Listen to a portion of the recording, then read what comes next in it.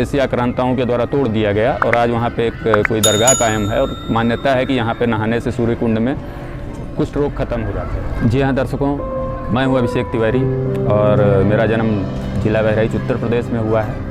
और नाम सुनने में बड़ा अजीब सा लगता है बहराइच, जिला तो बहुत बड़ा है, शहर हमारा छोटा सा है। और ये ज़िला बहुत ही ऐतिहासिक ज़िला है क्योंकि इसका इतिहास जो है काफ़ी पुराना है और हमेशा बहराइच ने बहुत सारा योगदान दिया है देश के लिए, अपने धर्म के लिए और हर चीज़ के लिए। इसमें कहते हैं कि बहराइच ज़िले में सबसे महत्वपूर्ण क्या है, इसका इतिहास क्या है। तो आप ये जान लीजिए कि हिमालय की तराई में बसा हुआ है, नेपाल के सीमाओं से लगता हुआ है और इसके अलावा इसका इतिहास जो है बहुत ही धनी रिच है।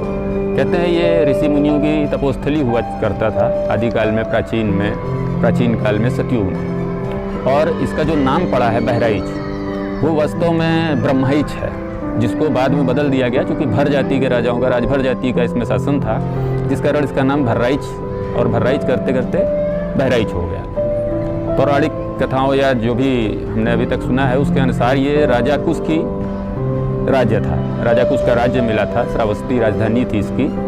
और अब तो हालांकि जिला बदल दिया गया है, मतलब डिवाइड कर दिया गया है, जो कि श्रावस्ती और बहराइच हो गया है। इसके अलावा गौतम बुद्ध की भी ये तपोस्थली रही है बहराइच जिला। इसके अतिरिक्त यहाँ पे एक स्थान है तुलसीदासपुर, व पयागपुर के नज़दीक पड़ता है। बहराइच में एक कस्बा है, गाँव है, पयागपुर टाउन एरिया है। वहाँ पे तुलसीदास जी प्रवास करते थे और वहाँ पे हज़ारों साल से आज भी वहाँ मेला लग रहा है कुंड पे, और यहीं वो स्थान है।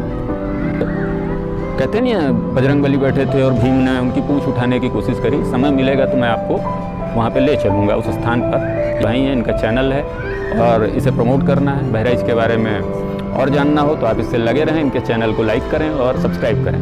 अब चलिए आगे चलते हैं कि जो रामायण की घटना आपने देखी है, जिसमें सुनी है कि जिसमें एक बूढ़ा बंदर बैठा हुआ था और भीम ने पूंछ उठाने की कोशिश करी, नहीं उठा पाए थे, वो स्थान है।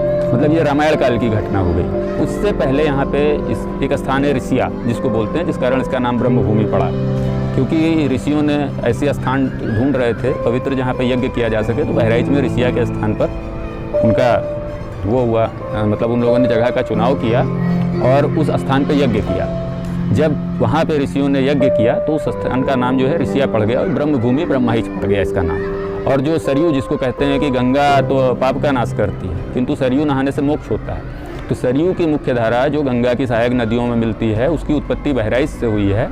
और प्रदीप आपको उस सरयू नदी के भी दर्शन कराएंगे, जो कि बिल्कुल उसमें एक घाट है, गुलवा घाट यहाँ मशहूर है, जिंगा घाट इस टाइप के। तो ये तो बहराइच का ब्रह्माइच का स्थान है, क्योंकि ब्रह्म स्थान है।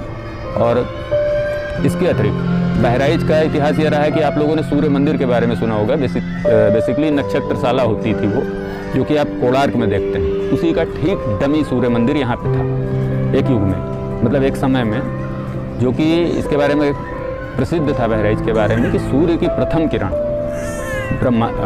बालार्क और अंतिम किरण कोणार्क, जो कि कोणार्क में सूर्य मंदिर है, जिसको बाद में विदेशी आक्रांताओं के द्वारा तोड़ दिया गया। और आज वहाँ पे एक कोई दरगाह कायम है और मान्यता है कि यहाँ पे नहाने से सूर्य कुंड में कुष्ठ रोग खत्म हो जाते रहे। तो कुष्ठ रोग खत्म होने के लिए यही रहा कि एक बार लेप्रोसी की गणना करी गई, जिसमें कुछ रोगियों की तो बहराइच में सबसे ज़्यादा पाए गए, क्योंकि प्रवासी सब यहाँ आते थे सूर्य कुंड में नहाने के लिए, जो कि स्थान आज भी मौजूद है, जिसको बहराइच के दरगाह शरीफ क्षेत्र में कहते हैं। और उसी दरगाह शरीफ में मान्यता है कि बालार्क ऋषि का आश्रम था और उसी में उन्होंने गाजी मोहम्मद सैयद सलार को, जिनको जो सबसे पुराने भारत में आने वाले मुस्लिम आक्रमणकारियों में मोहम्मद गोरी थे, तो उनके परिवार से। तो कहते हैं कि गाजी मोहम्मद सैयद सलार का सिलसिला, जो कि हमारे मुस्लिम भाई लोग कहते हैं, वो सीधे मोहम्मद साहब से जुड़ा है, उनके ख़ानदान के रिश्तेदार हैं, क्योंकि बहराइच में। इसके